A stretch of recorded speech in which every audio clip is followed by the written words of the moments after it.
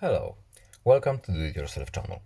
Today I will show you how to turn on and where to find high contrast mode in Samsung Galaxy S22 Ultra.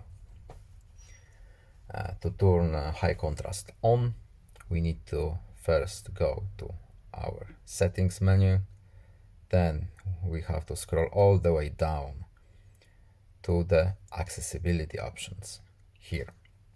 Now, here we have vision enhancements.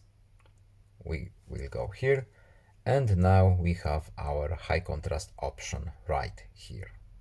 To turn it on, we simply need to tap it once, yes, little warning, and apply.